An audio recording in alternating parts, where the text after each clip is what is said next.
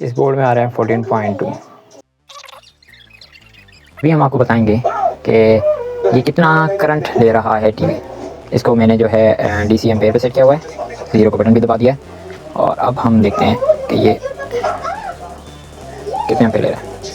ये 2 एम्पेयर ले रहा है।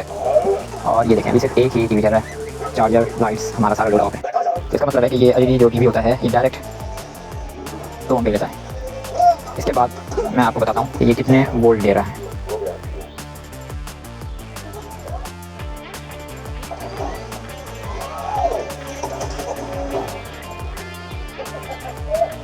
ये आप देख सकते हैं 14.3 वोल्ट आ रहा है। मैं आपको यहाँ दूसरे बोर्ड में भी निकाल के दिखा दूँ।